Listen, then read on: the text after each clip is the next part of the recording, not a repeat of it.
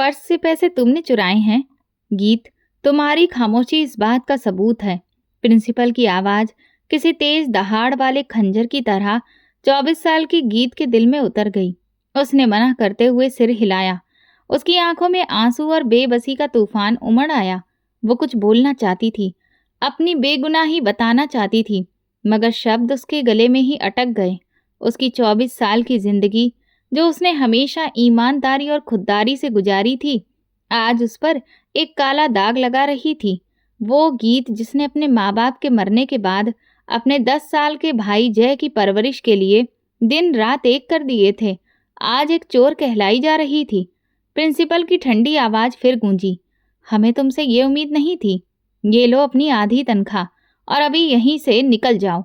हमारे स्कूल में तुम्हारी जैसी लड़कियों के लिए कोई जगह नहीं। आधी तनख्वाह के कुछ नोट उसकी तरफ मेज पर फेंक दिए गए। ये उसकी इज्जत और मान पर आखिरी वार था। कांपते हाथों से उसने वो नोट उठाए और बिना कुछ कहे दफ्तर से बाहर निकल आई। स्कूल का कॉरिडोर उसे अजनबी सा लग रहा था। साथियों की फुसफुसाहटें और चुभती नजरें उसका पीछा कर रही थीं। जब वो स्कूल की इमारत से बाहर आई तो आसमान भी जैसे उसके गम में फट पड़ा। काले बादल गरज रहे थे और तेज बारिश की बूंदें उसके जिस्म पर पड़ती जा रही थीं। दिन में ही शाम का एहसास हो रहा था। ये तूफान उसके अंदर उठे तूफान जैसा लग रहा था। आंसू अब उसके काबू से बाहर थे और बारिश के पानी में घुलकर बह रहे थे। घर का किराया, जय की फीस, राशन, हजारों फिक्रें उसके दिमाग पर हथौड़े की तरह चोट कर रही थीं। वो सड़क पर पैदल चल पड़ी। हर कदम भारी लग रहा था। शहर से बाहर जाती सुनसान सड़क पर बारिश और तेज हो रही थी। अचानक कीचड़ में उसका पैर फिसला और वो संतुलन खो बैठी। एक भयंकर चीख के साथ सड़क के किनारे ढलान से लुढ़कती हुई नीचे झाड़ियों में जा गिरी। उसकी आंखों के आगे अंधेरा छा गया। कुछ देर बाद जब उसे होश आया तो दर्द की एक तेज लहर उसके टखने से उठी। बारिश अभी भी हल्की हल्की हो रही थी। उसने हिम्मत कर खुद को संभाला तो पास ही किसी के करहाने की आवाज ने उसका ध्यान खींचा। डर ने उसके दिल को जकड़ लिया। उसने आवाज की तरफ देखा। काले रंग के महंगे कपड़े पहने एक नौजवान कीचड़ और खून में लथपथ पड़ा था। उसके जिस्म पर गहरे जख्म थे, जैसे किसी ने मारने की पूरी कोशिश की हो। एक पल को गीत ने सोचा कि अपनी जान बचाकर भाग जाए, मगर फिर उसके अंदर की इंसानियत ने उसे ऐसा करने से रोक दिया। वो कांपते कदमों से उसके पास गई। उसने झिझकते हुए उसकी कलाई पर हाथ रखकर नब्ज देखी। एक कमजोर सी धड़कन उसकी उंगलियों से टकराई। वो जिंदा था। सुनो, होश में आओ, उसने उसे झकझोरते हुए कहा। नौजवान ने कराहते हुए बड़ी मुश्किल से आंखें खोली। उसकी गहरी आंखों में बहुत तकलीफ और धुंधलापन था। उसके सूखे होंठों से बस एक शब्द निकला, हेल्प। गीत अपनी चोट और दुख भूल गई। उसने उसे अपने कंधे पर उठाया और पूरी ताकत से घसीटना शुरू किया। कीचड़ और फिसलन रास्ता रोक रहे थे, मगर वो हिम्मत नहीं हारी। जानलेवा मशक्कत के बाद उसे सड़क के किनारे एक पुरानी बस स्टॉप की सीट तक ले आई। वो शख्स अब लगभग बेहोश हो चुका था। गीत ने उसकी जेबें टटोली ताकि कोई पहचान मिल सके। चमड़े के पर्स में एक पहचान पत्र था, जिस पर नाम लिखा था अर्जुन रायजादा और उम्र 28 साल। गीत ने उसे वहीं छोड़ दिया और पास के एक पीसीओ की तरफ भागी। अर्जुन के बताए नंबर पर फोन लगाया तो दूसरी तरफ एक भारी और परेशान आवाज सुनाई दी। गीत ने शॉर्ट में सारी स्थिति और जगह बता दी और फिर एम्बुलेंस को फोन किया। एम्बुलेंस आई और वो अर्जुन के साथ अस्पताल चल दी। उस अनजान शख्स के लिए वो मन से दुआ कर रही थी। उसे इमरजेंसी रूम में ले जाया गया और गीत बाहर बेंच पर बैठकर इंतजार करने लगी। करीब 1 घंटे के बाद लंबा कद, बेहद सख्त और गंभीर चेहरे वाला शख्स इमरजेंसी वार्ड की तरफ तेजी से आते दिखाई दिया। उसकी आंखों में ऐसी बेचैनी थी कि गीत डर गई।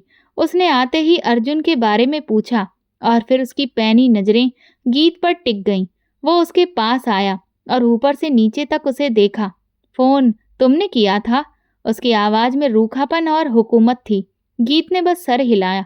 उस शख्स ने जेब से नोटों की मोटी गड्डी निकाली और उसकी तरफ बढ़ाते हुए कहा, थैंक यू, ये रखो, और अब तुम यहाँ से जा सकती हो। गीत के अंदर सोई हुई खुददारी जाग उठी। उसने एक नज़र उन नोटों पर डाली और फिर उसकी आंखों में देखा। मैंने ये पैसों के लिए नहीं किया। उसके लहजे में एक अडिग मजबूती थी। ये कहकर वो पलटी और अस्पताल से बाहर निकलने लगी। वो बारिश में भीगती हुई रात की अंधेरी गलियों में गुम हो गई। उसे बिल्कुल पता नहीं था कि उसकी एक नेक दिली उसे शीशे के महलों में रहने वाले उन खतरनाक लोगों की दुनिया में खींच लाएगी, जहां हर कदम पर नया तूफान उसका इंतजार कर रहा था। घर का दरवाजा खोलकर जब गीत अंदर आई तो उसका 10 साल का भाई जय दौड़ता हुआ उसके पास आया। उसके कीचड़ से सने फटे कपड़े और बुझा चेहरा देखकर उसकी मासूम आंखों में चिंता की लहरें दौड़ गईं। आप ठीक तो हो ना दीदी? ये क्या हाल बना रखा है? उसने फिक्र से पूछा। गीत ने बड़ी मुश्किल से होठों पर थकी हुई मुस्कान लाई। कुछ नहीं जय, बारिश में फिसल गई थी। तुम परेशान मत हो। वो अपनी नौकरी छिन जाने की बात छुपा गई। वो नहीं चाहती थी कि उसकी परेशानी का बोझ उस मासूम दिमाग पर पड़े। कपड़े बदलकर वो बिस्तर पर लेट गई, मगर नींद उसकी आंखों से कोसों दूर थी। स्कूल में हुई बेइज्जती, उस अजनबी शख्स अर्जुन रायजादा का घायल चेहरा और फिर उसके साथी का वो सख्त व्यवहार, सब कुछ जैसे फिल्म की तरह उसकी आंखों के सामने घूम रहा था। उसने पैसे की पेशकश तो ठुकरा दी थी, मगर अब अपनी खुददारी पर गुस्सा आ रहा था। घर में राशन खत्म हो रहा था और अगले हफ्ते मकान मालिक किराए के लिए आने वाला था। अब वो क्या करेगी?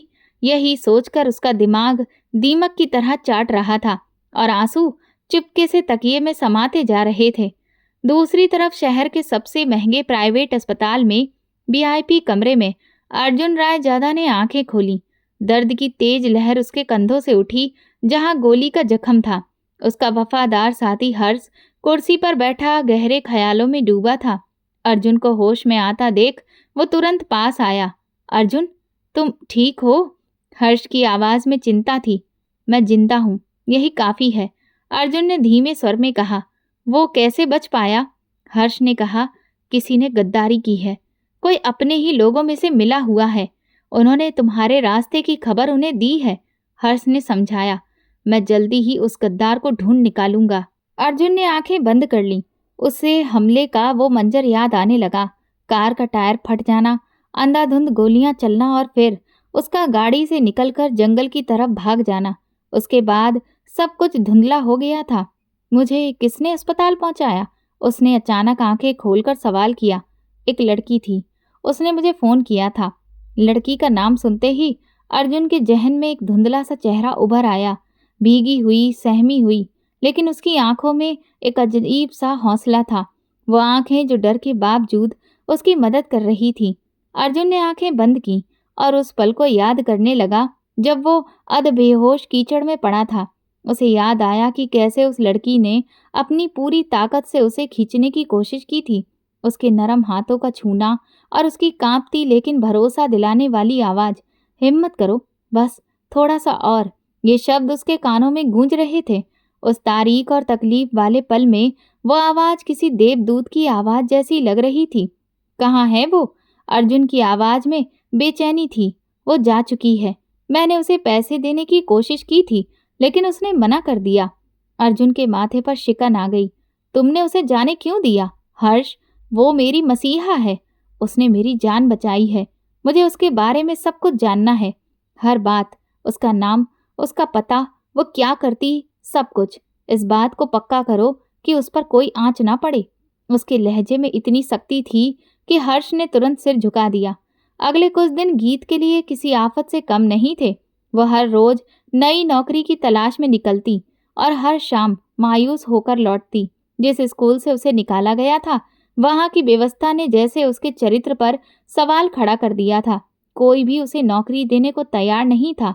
घर का मालिक 2 बार किराए की मांग कर चुका था और इस बार साफ धमकी देकर गया था कि अगर 2 दिन में पैसा नहीं मिला तो भाई बहन को घर से बाहर कर देंगे। माँ बाप के जाने के बाद उसका भाई ही उसका सहारा था। आज वो पूरी तरह से टूट चुकी थी। जय को सोते देखकर उसके आंसू बह निकले। वो अपने भगवान से शिकायत कर रही थी। आखिर उसके साथ ही ऐसा क्यों होता है? उसकी जिंदगी में सुख सुविधाएं क्यों नहीं थीं। तभी दरवाजे पर दस्तक हुई। उसने हैरानी से दरवाजे की तरफ देखा। इस वक्त कौन हो सकता है? वो डरते डरते दरवाजा खोलती है तो सामने उसी शख्स को खड़ा देख उसके पैरों तले से जमीन खिसक गई। वही सख्त, गंभीर और ठंडी आंखों वाला आदमी, हर्ष। हर्ष ने एक नज़र उसके छोटे से जर्जर घर पर डाली और फिर गीत को देखा। उसकी आंखों में कोई हमदर्दी नहीं थी। तुम यहाँ क्या कर रहे हो? गीत की आवाज भी कांप रही थी। हर्ष ने उसके सवाल को अनसुना कर दिया। उसका ध्यान अंदर सो रहे जय पर था। फिर वो दोबारा गीत से बोला, तुम्हारी बहादुरी की कीमत पैसों से नहीं चुकाई जा सकती, लेकिन तुम्हारी मुश्किलों का हल हमारे पास है। गीत उसकी बात समझ नहीं पाई, बस डर से उसकी आंखों में देखती रही। हर्ष ने फिर अपनी बात आगे बढ़ाई। हमने तुम्हारे बारे में कुछ जानकारी जुटाई है। हमें पता है कि तुम्हें स्कूल से क्यों निकाला गया। जिस टीचर सोनम ने तुम पर चोरी का इल्जाम लगाया था, वो दरअसल आदित्य अडानी की चचेरी बहन है। ये सुनकर गीत को जबरदस्त झटका लगा। आदित्य अडानी शहर का बदनाम गैंगस्टर था, जिसका नाम उसने सिर्फ खबरों में सुना था। हर्ष ने उसके चेहरे पर आया डर पकड़ लिया। ये कोई इत्तेफाक नहीं है। अडानी ग्रुप को तुम्हारे मोहल्ले में ऐसे घर की तलाश थी जहां हम सबकी नजर में आए बिना वो अपने काम कर सके। उन्होंने जानबूझकर तुम्हें बेरोजगार और मजबूर किया ताकि तुमसे ये घर खाली करवाया जा सके या तुम्हें किसी और तरीके से इस्तेमाल किया जा सके। तुम्हें नौकरी से निकालना उनके प्लान का पहला हिस्सा था। गीत का सिर चकरा गया। वो ऐसी साजिश का शिकार हो गई थी जिसका उसने अंदाजा भी नहीं लगाया था। उसकी बेरोजगारी, उसकी परेशानी, ये सब पहले से रची गई योजना का हिस्सा था और अर्जुन पर हमला करने वाले भी आदित्य अडानी ही थे। आरोप की आखिरी बातें जैसे सारे टुकड़े जोड़ रही थी। गीत अनजाने में अपने दुश्मनों के दुश्मन की मददगार बन गई थी। वो भी इस सदमे से उभर नहीं पाई थी कि हर्ष ने अपनी आखिरी और सबसे अहम बात कही। उसके लहजे में अब एक ऐसी सख्ती थी कि सवाल का कोई मौका ही नहीं था। अर्जुन रायजादा तुमसे मिलना चाहता है। उसने तुम्हारे और तुम्हारे भाई के लिए एक पेशकश रखी है, ऐसी पेशकश जिसे तुम मना भी नहीं कर पाओगी। हर्ष के खुलासे गीत के दिमाग में बिजली बनकर गिर रहे थे। इसका मतलब ये था कि उसकी नौकरी का जाना, उसकी बेबसी, ये सब किसी गहरी और खतरनाक साजिश का हिस्सा था। वो एक ऐसी लड़ाई के बीच में बेखबर आ गई थी जिससे उसका कोई लेना देना नहीं था। उसका सिर घूमने लगा। एक पल के लिए उसके मन में आया कि दरवाजा हर्ष के मुंह पर बंद कर दे और इस दुनिया से कहीं दूर भाग जाए। लेकिन फिर उसे घर के अंदर सो रहे जय का ख्याल आया। वो कहाँ जाती? इस दुनिया में उसका अपने भाई के अलावा था ही कौन? उसकी खामोशी देखकर हर्ष के बेअसर चेहरे में कोई फर्क नहीं आया। वो जानता था कि उस लड़की के पास इनकार का कोई रास्ता नहीं बचा। गीत ने गहरी सांस ली और अपनी आवाज में हिम्मत लाकर पूछा, क्यों? वो मुझसे क्यों मिलना चाहते हैं? ये तुम खुद उनसे ही पूछ लेना। हर्ष का जवाब छोटा और साफ था, हमारे पास ज्यादा वक्त नहीं है, तुम्हें मेरे साथ चलना होगा। गीत के पास कोई और रास्ता भी नहीं था। उसने अंदर जाकर सोते हुए जय के माथे पर किस किया। उसकी मासूमियत देखकर गीत का दिल भर आया। वो जो भी कदम उठा रही थी, बस अपने भाई के भविष्य के लिए ही उठा रही थी। उसने एक छोटा सा नोट लिखा कि वो एक जरूरी काम से जा रही है और जल्द ही वापस आ जाएगी, और फिर उसे मेज पर रख दिया। फिर उसने अपना पुराना दुपट्टा ओढ़ा और बाहर निकलकर हर्ष के पीछे चल पड़ी। बाहर एक चमचमाती गाड़ी खड़ी थी जिसे देखकर गीत दंग रह गई। वो चुपचाप पिछली सीट पर बैठ गई। लगभग आधे घंटे के बाद गाड़ी एक बहुत बड़े और ऊंचे गेट के सामने जाकर रुकी। गार्ड्स ने गेट खोल दिया और गाड़ी अंदर दाखिल हो गई। चारों तरफ फैला हरा भरा लॉन और बीच में बना सफेद महल जैसा घर किसी यूरोपियन महल का नजारा दे रहा था। गीत ने अपनी जिंदगी में ऐसी जगह सिर्फ फिल्मों में ही देखी थी। हर्ष उसे घर के अंदर एक बड़े से स्टडी रूम में ले गया। कमरे में हजारों किताबें लगी थीं और एक तरफ कांच की बड़ी खिड़की थी जिससे बाहर का बाग दिख रहा था। खिड़की के पास एक आरामदायक कुर्सी पर अर्जुन रायजादा बैठा था। उसका एक बाजू हाथ टिके पर था, लेकिन उसकी आंखों में वही रौब और दबदबा था जो उस दिन आधी बेहोशी में भी महसूस हो रहा था। उसने गीत को अंदर आते देखा और हर्ष को इशारे से जाने के लिए कहा। अब कमरे में उन दोनों के अलावा कोई नहीं था। एक अजीब सी खामोशी छाई हुई थी जिसे अर्जुन की गहरी आवाज ने तोड़ा। उस रात मेरी जान बचाने के लिए तुम्हारा शुक्रिया। उसके लहजे में पहली बार गीत ने नरमी महसूस की। गीत ने धीरे से सिर हिलाया, लेकिन वो कुछ बोली नहीं। मुझे अफसोस है कि मेरी वजह से तुम्हें इतनी तकलीफ उठानी पड़ी। अर्जुन ने अपनी बात जारी रखी। अडानी के साथ मेरी दुश्मनी पुरानी है, मगर मुझे अंदाजा नहीं था कि वो अपने मकसद के लिए किसी मासूम को इस हद तक इस्तेमाल कर सकते हैं। वो उठकर आहिस्ता आहिस्ता चलता हुआ गीत के करीब आया। तुम्हारे पुराने मोहल्ले में रहना अब तुम्हारे और तुम्हारे भाई के लिए सुरक्षित नहीं है। वो लोग तुम्हें नुकसान पहुंचा सकते हैं। गीत ने खौफजदा नजरों से उसे देखा। तो फिर मैं कहाँ जाऊं? यहीं, अर्जुन ने बहुत सुकून से जवाब दिया। मैं चाहता हूं तुम इस घर में काम करो, किसी नौकरानी की तरह नहीं, बल्कि इस घर की देखभाल करने वाली के तौर पर। तुम और तुम्हारा भाई इस घर की चार दीवारी में रहो। तुम्हारी और उसकी सेफ्टी मेरी जिम्मेदारी होगी। उसके साथ साथ तुम्हारे भाई की पढ़ाई और तुम्हारे सारे खर्चों की भी जिम्मेदारी मेरी ही होगी। गीत के लिए ये पेशकश किसी ख्वाब से कम नहीं थी, मगर ये एक ऐसा ख्वाब था जिसकी कीमत बहुत बड़ी थी। ये अपनी आज़ादी बेचने के जैसा था। लेकिन फिर उसे जय का चेहरा याद आया। उसकी सेफ्टी, उसकी पढ़ाई, उसका भविष्य, सब कुछ ध्यान में रखकर उसने फैसला कर लिया। ठीक है, मुझे मंजूर है। उसकी आवाज़ में ठहराव था। लेकिन मेरी एक शर्त है। अर्जुन की आंखों में हैरत उभरी। मेरा भाई जय हमेशा मेरे साथ रहेगा। उसकी खुशी और सेफ्टी ही मेरी पहली प्रायोरिटी है। अगर उसे यहाँ कोई भी तकलीफ हुई तो मैं एक लम्हे के लिए भी नहीं रुकूंगी। अर्जुन के लबों पर एक हल्की सी नाकाबिल गहरी मुस्कुराहट शामिल हुई। मुझे तुम्हारी ये शर्त मंजूर है। मामला तय हो चुका था। हर्ष को उनके सामान को इस घर में शिफ्ट करने का ऑर्डर दे दिया गया था। जब गीत कमरे से जाने के लिए पलटी तो अर्जुन की आवाज ने उसे रोक दिया। गीत, वो रुकी और मुड़कर उसकी तरफ देखा। अर्जुन की गहरी आंखें उसे ध्यान से देख रही थीं। उस रात बारिश में मुझे लगा था जैसे मैंने किसी फरिश्ते को देखा है। मैं गलत नहीं था।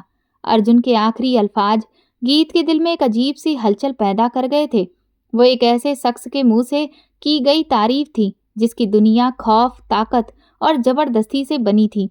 वो बिना कुछ बोले कमरे से निकल आई। अगले दिन हर्ष उन्हें उनके पुराने घर ले गया ताकि अपना जरूरी सामान ले आए। उनका सारा सामान चंद बक्सों और 2 बैगों में समा गया। जब वो अर्जुन के बंगले के साथ बने खूबसूरत गैलेक्सी विला में दाखिल हुए तो जय की आंखें खुशी और हैरत से फैल गईं। 2 आलीशान कमरे, एक छोटा सा किचन और साफ सुथरा बाथरूम, ये उनके पुराने किराए के सीलन भरे मकान के मुकाबले में किसी स्वर्ग से कम नहीं था। जय ने खुशी से चीखते हुए कहा, दीदी, क्या हम सच में यहाँ रहेंगे? हाँ मेरी जान, अर्जुन ने उसके सर पर हाथ फेरते हुए जवाब दिया। उसकी अपनी आंखों में आंसू थे, मगर ये खुशी के थे।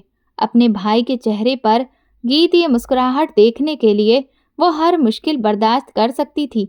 जिंदगी ने एक नया मोड़ ले लिया था। गीत ने घर की जिम्मेदारी संभाल ली।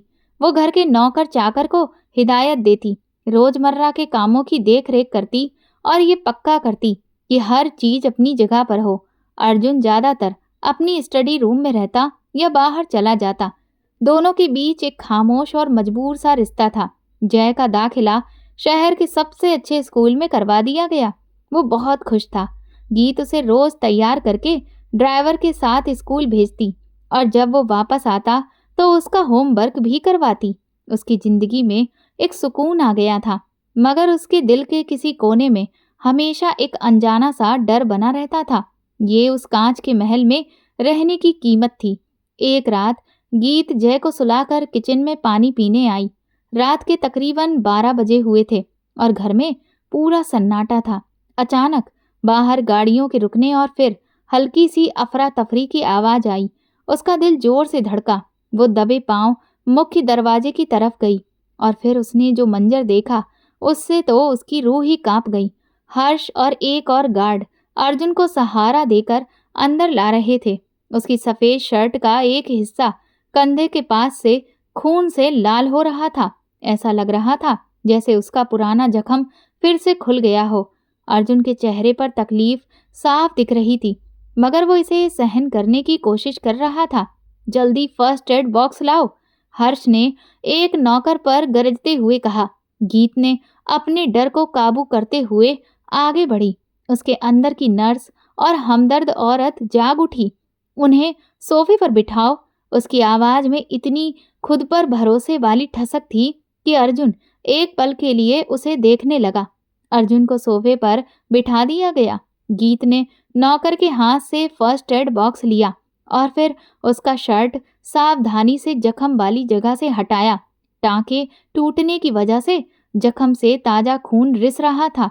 वो बिना कोई घबराहट दिखाए डिटॉल से जख्म साफ करने लगी। उसके हाथ कांप नहीं रहे थे।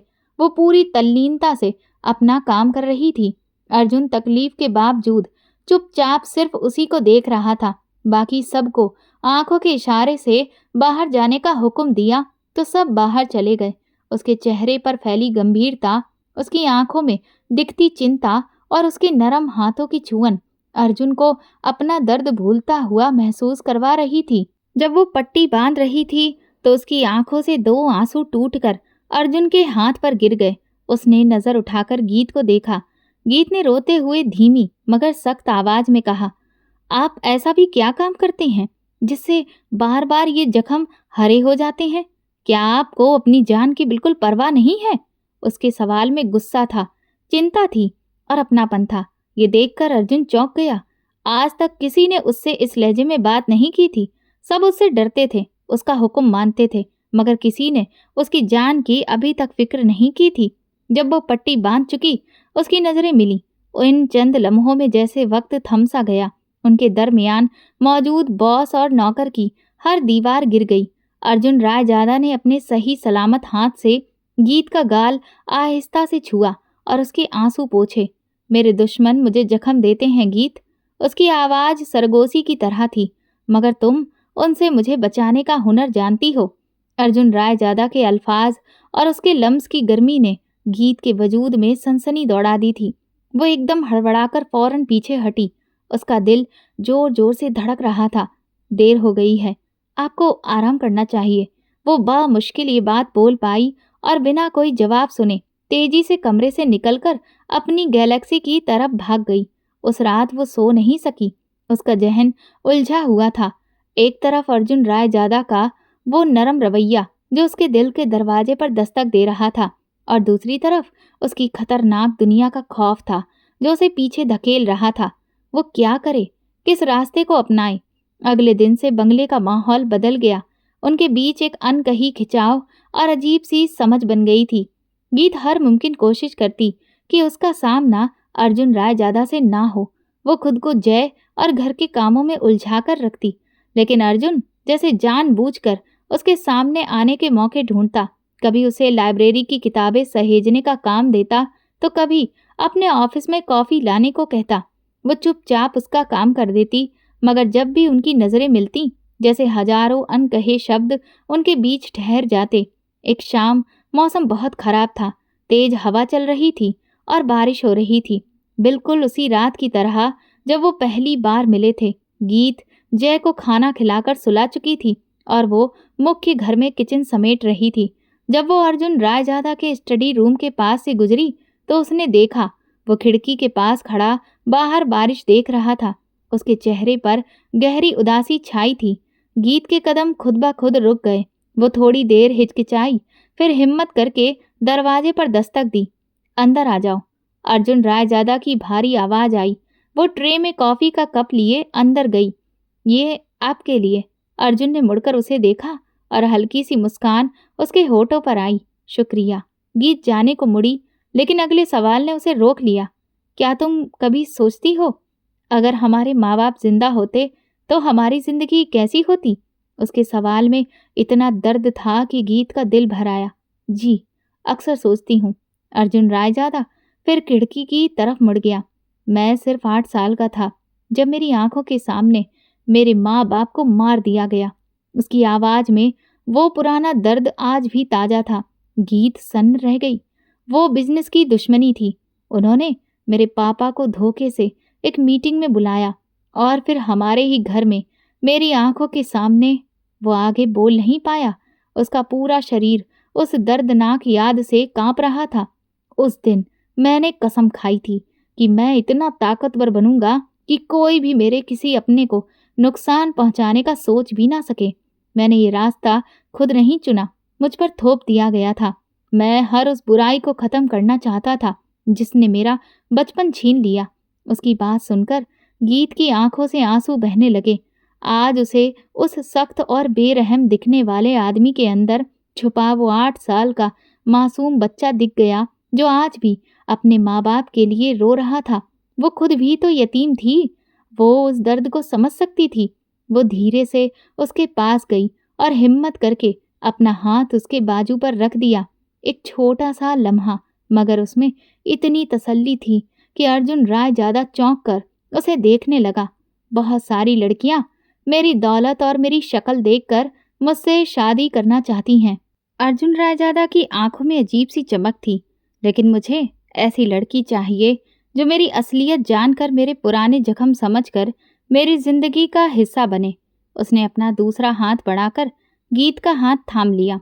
मुझे तुमसे उसी दिन मोहब्बत हो गई थी जिस दिन तुमने मेरी जान बचाई थी। तुम्हारी आंखों की सच्चाई ने मुझे पहली नजर में ही अपना बना लिया था। ये इकरार ऐसा था जिसके लिए गीत बिल्कुल तैयार नहीं थी। उसका दिल जैसे बाहर निकल आना चाहता था। अर्जुन रायजादा, वो शख्स जिसके नाम से शहर कांपता था, आज अपनी सारी सच्चाइयों के साथ उसके सामने मोहब्बत का इकरार कर रहा था। अर्जुन के इस इकरार ने गीत के अंदर तूफान सा खड़ा कर दिया। उसकी आंखों में वो सच्चाई थी जिसे झुटलाना नामुमकिन था। गीत ने उसी पल अपना फैसला कर लिया। उसने समझ लिया था कि उस आदमी की खतरनाक शक्ल के पीछे एक सुरक्षित और मोहब्बत भरा भविष्य छुपा है। उसने उसकी दुनिया अपनाने का फैसला कर लिया। उसके होंठ जवाब देने के लिए खुले ही थे कि अचानक स्टडी रूम का दरवाजा किसी तूफान की तरह खुला। हर्ष, जो हमेशा शांत और अपने होश में रहने वाला आदमी था, इस वक्त बेहद परेशान हालत में अंदर आया। उसके चेहरे पर डर साफ दिखाई दे रहा था। उसने गीत की मौजूदगी को नजरअंदाज कर दिया और तेज कदमों से अर्जुन रायजादा की तरफ बढ़ा। बॉस, प्रॉब्लम हो गई है। उसकी आवाज़ धीमी मगर बेहद गंभीर थी। अडानी को इस लड़की के बारे में पता चल गया है। हमारे आदमियों ने अभी खबर दी है कि उनके कुछ लोग जय के स्कूल के आसपास देखे गए हैं। ये शब्द किसी बम की तरह गिरे। गीत वहीं खड़ी रह गई। जय, उसका भाई खतरे में था। ये सोचते ही उसके पैरों तले से जमीन खिसक गई। अर्जुन रायजादा के चेहरे पर जो नरमी और मोहब्बत की झलक थी, वो एक पल में गायब हो गई। उसकी जगह बर्फ जैसी सख्ती और पत्थर जैसी कठोरता ने ले ली। उसकी आंखें, जो कुछ देर पहले मोहब्बत का इकरार कर रही थीं, अब उनमें सर्द और बेरहम आग जल रही थी। वो मोहब्बत करने वाला आदमी एक पल में गायब हो गया और उसकी जगह वो बेरहम अर्जुन रायजादा खड़ा था, जिसके नाम से शहर कांपता था। जय के स्कूल की सिक्योरिटी 3 गुना कर दो। हर्ष, तुम खुद वहां रहोगे जब तक जय वापस घर नहीं आता। ये हुक्म तेज और असरदार था। अडानियों के हर ठिकाने पर नजर रखो। मुझे मालूम करना है कि ये खबर उन्हें कैसे मिली। हर्ष तुरंत कमरे से बाहर निकल गया। अब कमरे में दोबारा वही दोनों अकेले थे, लेकिन माहौल पूरी तरह बदल चुका था। वो गर्मजोशी, वो अपनापन, सब कुछ खत्म हो चुका था। अर्जुन ने मुड़कर गीत की तरफ देखा और उसकी निगाहों में इतनी अजनबियत थी कि गीत का दिल कांप उठा। जो कुछ अभी मैंने तुमसे कहा उसे भूल जाओ। उसकी आवाज़ ठंडी और सख्त थी। ये एक लम्हाती कमजोरी थी। ये रिश्ता अब कभी नहीं बन सकता। गीत को अपने कानों पर यकीन नहीं हुआ। ये वही शख्स था जो पहले अपनी मोहब्बत का इकरार करता था। क्या मतलब है आपका? उसकी आवाज़ लड़खड़ा रही थी। अर्जुन उसके करीब आया, लेकिन उनके बीच अभी भी मीलों का फासला था। मतलब ये है कि मेरी दुनिया तुम्हारे लिए नहीं है। मैंने तुम्हारी और जय की जान बचाने के लिए तुम्हें यहाँ सुरक्षित जगह दी थी, बस इतना ही। मेरी इस मदद को किसी और मतलब से मत लेना। उसकी बातें गीत के दिल पर तेजाब की तरह गिरी। हर शब्द एक जख्म था। उसे लगा जैसे किसी ने उसे आसमान से गिराकर जमीन पर पटक दिया हो। हर्ष की कही हुई बात याद आई। जय खतरे में था। क्या ये सब उसकी वजह से हो रहा था? क्या अर्जुन सच में उसे और जय को अपनी जिंदगी से दूर रखना चाहता था ताकि वो सुरक्षित रह सके, या वो इसे सिर्फ कमजोरी समझ रहा था? उसका दिमाग भटक रहा था। आगे से अपने काम से काम रखना और अपनी हद याद रखना, ये कहते हुए अर्जुन खिड़की के पास खड़ा हो गया और अपनी पीठ उसकी तरफ कर ली, जैसे उसका होना गीत के लिए कोई मायने नहीं रखता। गीत के लिए ये अपमान बर्दाश्त से बाहर था। आंसुओं का सैलाब उसके चेहरे पर बह निकला। वो और देर वहां नहीं रुकी। खामोशी में अपने टूटे दिल और बिखरी आत्मा के साथ कमरे से बाहर निकल गई। उसके जाने की आवाज सुनकर अर्जुन ने अपनी आंखें सख्ती से बंद कर ली। उसने मेज पर इतना जोर से हाथ मारा कि उस पर रखी हर चीज हिल गई। उसका चेहरा अंदर से आग में जल रहा था। उसे जय और गीत को खतरे से बचाना था। अगर वो गीत को पास लाता तो ये दोनों की मौत का कारण बन सकता था। इसलिए उसे खुद से अपने दिल से दूर रखना ही सबसे सही रास्ता था, चाहे इसकी कीमत खुद उसकी आत्मा की मौत के रूप में ही क्यों न चुकानी पड़े। अर्जुन के शब्द गीत के दिलो दिमाग में घाव की तरह गहरे उतर गए। वो अपने कमरे में आई, दरवाजा बंद किया और फिर वहीं जमीन पर बैठ गई। आंसू रुकने का नाम नहीं ले रहे थे। उसे अर्जुन के रवैये से ज्यादा अपने आप पर गुस्सा आ रहा था। कैसे उसने इतनी आसानी से उस पर यकीन कर लिया? वो कैसे भूल गई कि अर्जुन एक अलग दुनिया का हिस्सा है, एक ऐसी दुनिया जहां जज्बात और एहसास की कोई कदर नहीं, सिर्फ ताकत का खेल चलता है। उसने खुद को बेवकूफ और कमजोर महसूस किया, लेकिन फिर उसका दिल कर रहा था कि वो चीखे, पर गले से सिर्फ सिसकियां ही निकल रही थीं। कुछ देर के बाद दरवाजे पर हल्की सी दस्तक हुई। आप दीदी क्यों रो रही हैं? यह जय की मासूम सी आवाज थी। गीत ने जल्दी से आंसू पोंछे और चेहरे पर मुस्कान सजाते हुए दरवाजा खोला। नहीं, वो बस कुछ मेरी आंख में चला गया था। उसने झूठ बोलकर जय को गले लगा लिया। वो अपने भाई के सामने कमजोर नहीं दिख सकती थी। इसी के लिए वो यहाँ थी, इसी के लिए वो सब सह रही थी, लेकिन अब और बर्दाश्त नहीं कर सकती थी। उसकी इज्जत और नफ्स उस पर हावी हो गई थी। उसने तय किया कि अब वो इस शीशे के महल में और नहीं रहेगी, चाहे कहीं भी जाना पड़े। अगले कुछ दिन बंगले में गहन सुरक्षा के बीच गुजरे।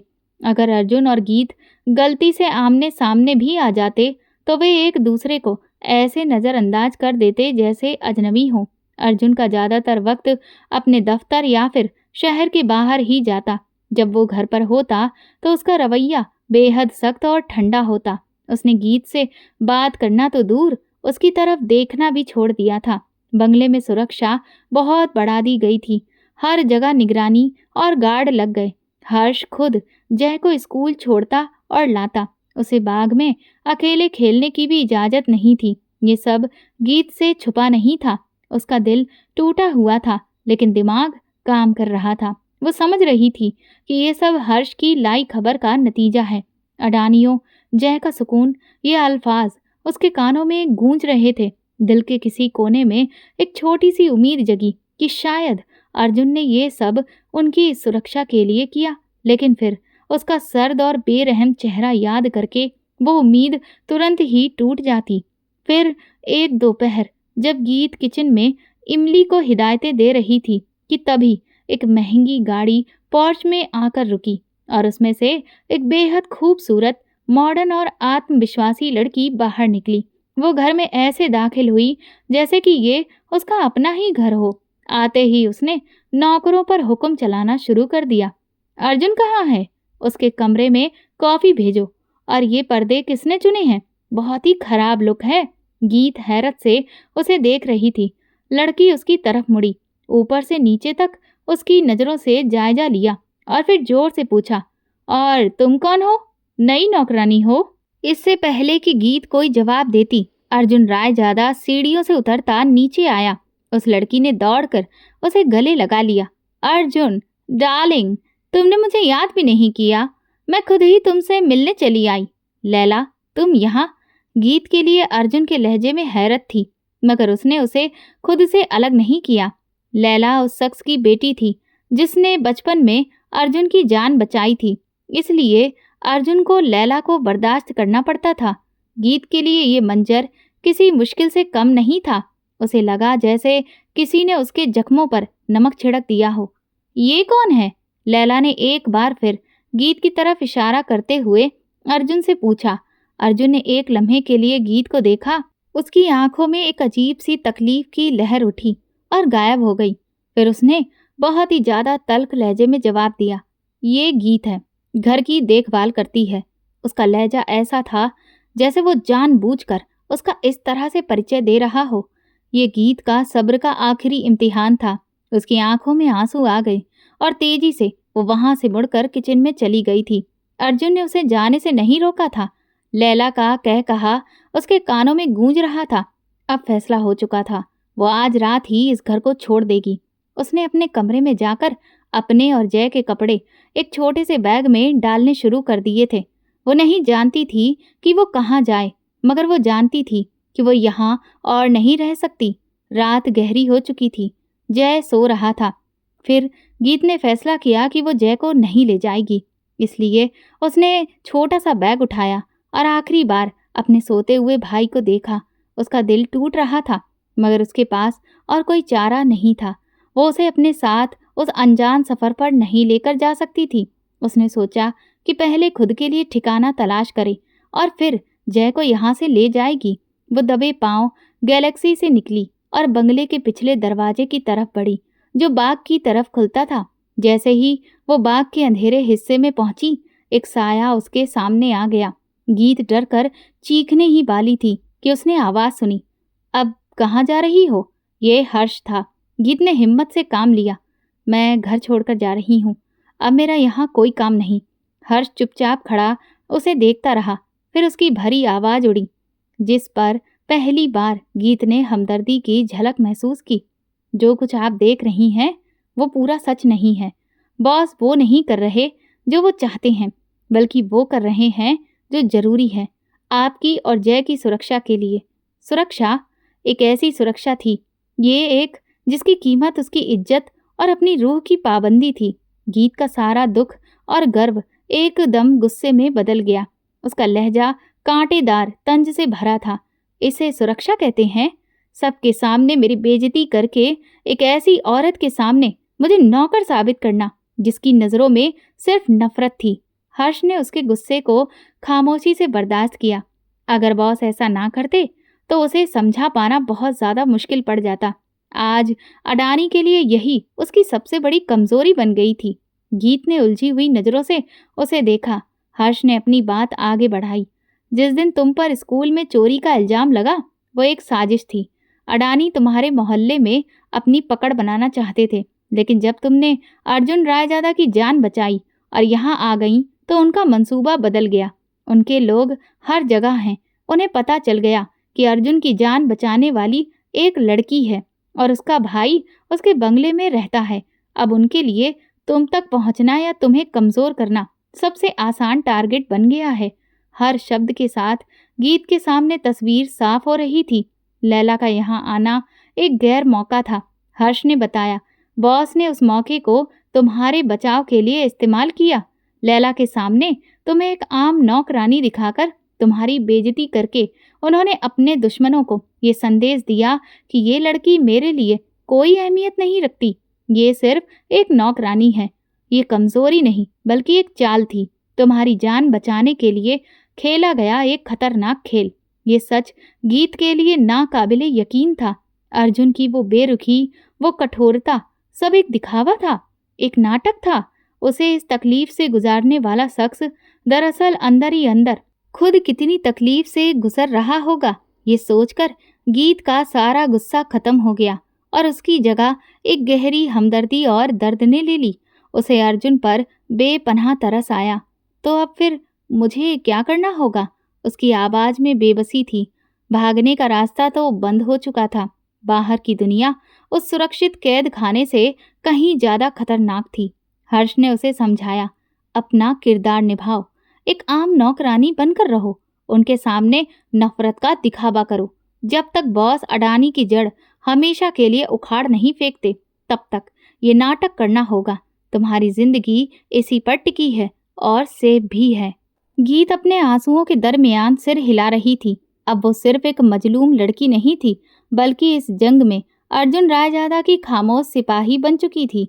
अगले दिन जब लैला ने नाश्ते की मेज पर अर्जुन रायजादा के सामने गीत को आवाज दी, ए लड़की, मेरे लिए ऑरेंज जूस लाओ, तो गीत ने बिना कोई प्रतिक्रिया दिए सिर झुकाकर एक बेहतरीन नौकरानी की तरह आदेश को पूरा किया। उसने एक बार भी अर्जुन की तरफ नहीं देखा, मगर वो महसूस कर सकती थी कि उसकी नजरें गीत पर ही टिक गई थीं।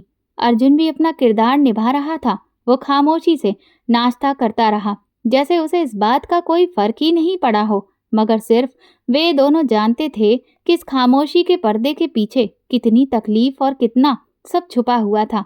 उसी शाम अर्जुन अपनी स्टडी में हर्ष के साथ कुछ तस्वीरें देख रहा था।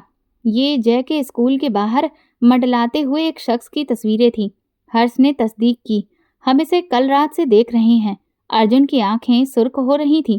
इसे उठाओ और इससे सब कुछ जानो जो वो जानता है। मुझे इसके हर अगले कदम की खबर चाहिए।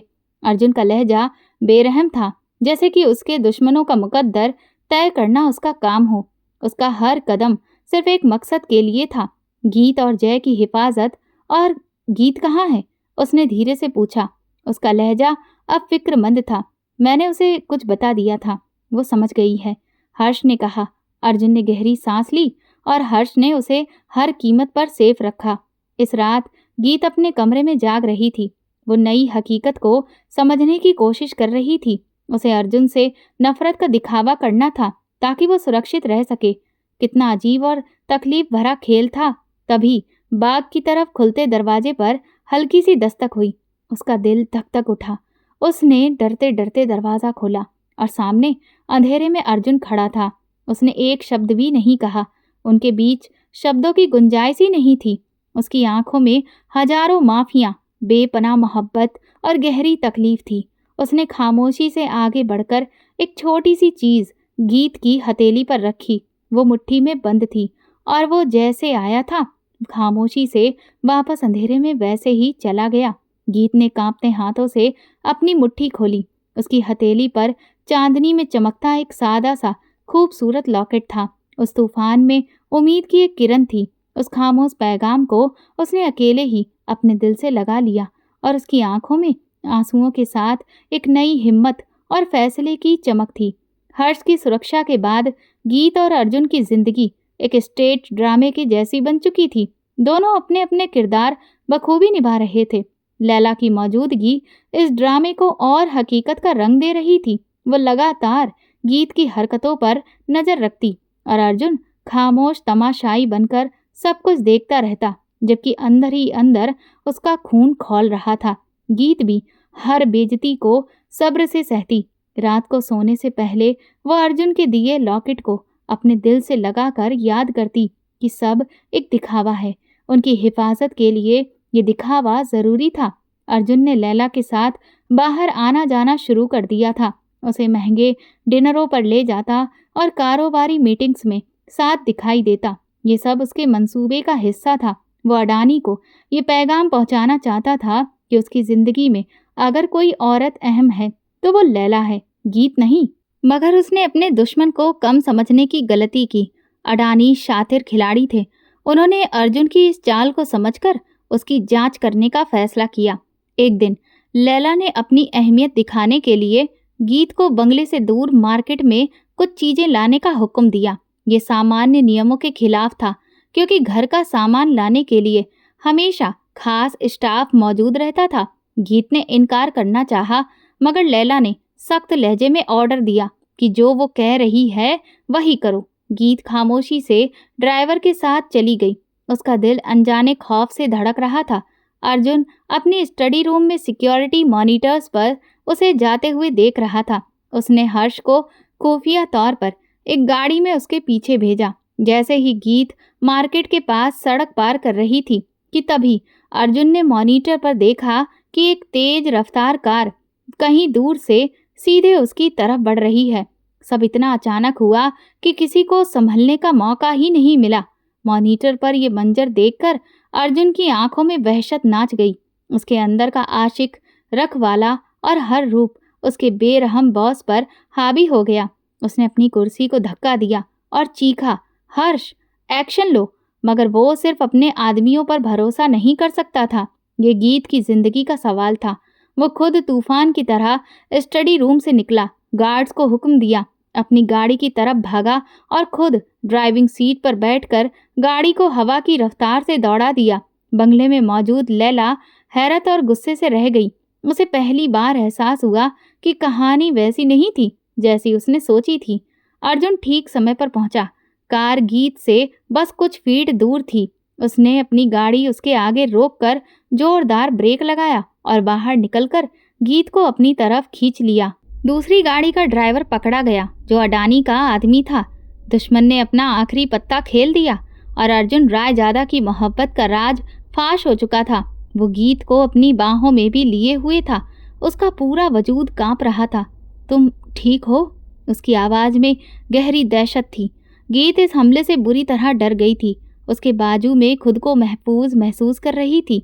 उसने सिर्फ इस बात में सर हिलाया। अब छुपाने के लिए कुछ भी नहीं बचा था। बंगले पर वापस आकर पहला काम अर्जुन रायजादा ने किया। वो लैला को हमेशा ही अपनी जिंदगी से बाहर निकालना चाहता था। तुम्हारा किरदार खत्म हुआ लैला, अब तुम जा सकती हो। उसके सर्द अल्फाज सुनकर लैला बेइज्जती से सुर्ख पड़ गई। वो बिना कुछ बोले वहां से चली गई। अर्जुन रायजादा गीत के पास आया। आज उसकी आंखों में कोई पर्दा, कोई दिखावा नहीं था। मुझे माफ कर दो गीत। मैंने सोचा तुम्हें खुद से दूर करके मैं तुम्हारी हिफाजत कर रहा हूँ, मगर आज मैं तुम्हें तकरीबन खो ही बैठा था। मुझसे बड़ी गलती हुई। मैं दिखावा नहीं कर सकता। मैं तुम्हारे बिना नहीं जी सकता। तुम मेरी पूरी दुनिया हो। उसने गीत का हाथ थामा, क्योंकि अब दुश्मन सच जान गया है तो इस खेल को खत्म करने का सिर्फ एक ही रास्ता है, आखिरी रास्ता। उसकी आंखों में खतरनाक फैसला था। आज रात मैं इस कहानी को हमेशा के लिए खत्म कर दूंगा, ताकि कल जब सूरज निकले तो हमारी जिंदगी पर कोई काला साया ना हो। गीत उसके इरादे समझकर कांप गई। यह आखिरी जंग थी। उसे खोना नहीं चाहती थी। उसने आगे बढ़कर उसका हाथ मजबूती से थाम लिया। अपना ख्याल रखिएगा। उसकी आवाज में रिक्वेस्ट थी। मेरे पास वापस आइएगा। अर्जुन रायजादा ने उसकी आंखों में देखा, एक ऐसा वादा जो लफ्जों का मोहताज नहीं था। और फिर हर्ष के साथ उस आखिरी तूफान का सामना करने के लिए वो वहां से निकल गया। वो रात गीत की जिंदगी की सबसे लंबी और मुश्किल भरी रात थी। वक्त जैसे थम सा गया। बंगले के हर कोने में गहरा सन्नाटा था, मगर गीत के दिल में दुआओं का शोर था। वो लगातार बैठी अर्जुन रायजादा की सलामती की दुआएं मांग रही थी। जय अपने कमरे में सुकून से सो रहा था, इस बात से बेखबर कि उसकी और उसकी बहन की खुशियों का फैसला आज रात की तन्हाई में हो रहा था। हर आहट पर उसका दिल उछलकर हलक में आ जाता।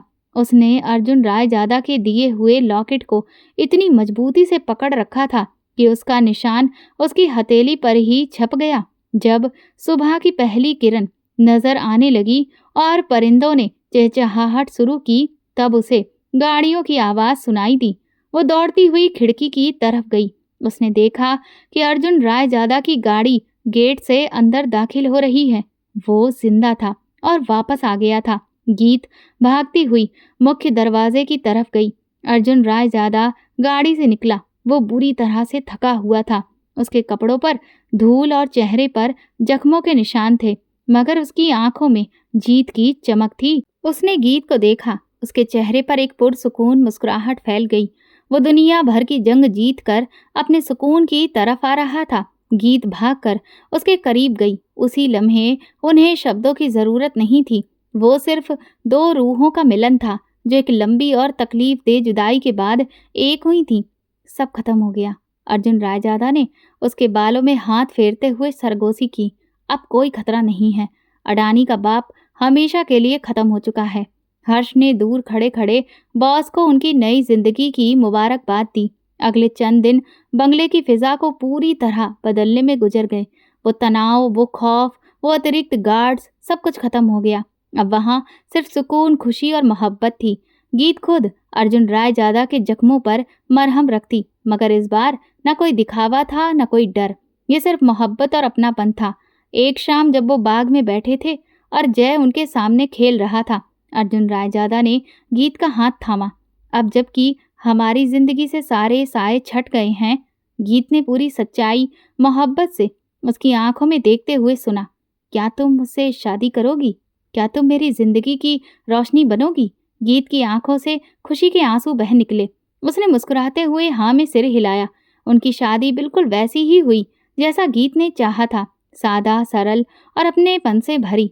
बंगले के उसी बाग को लाल गुलाबों से सजाया गया। गीत ने हल्के गुलाबी रंग का खूबसूरत जोड़ा पहना था और अर्जुन रायजादा शेरवानी में किसी शहजादे से कम नहीं लग रहे थे। उनकी खुशियों के गवाह हर्ष और जय बने। जब अर्जुन ने गीत की मांग भरी तो उसकी आंखों में खुशी के आंसू आ गए। वो दोनों एक दूसरे का हाथ कसकर पकड़कर अग्नि के साथ फेरे ले रहे थे और जन्म जन्मांतर के लिए एक हो रहे थे। ये उनकी मोहब्बत की जीत थी। ये उनके सब्र का फल था।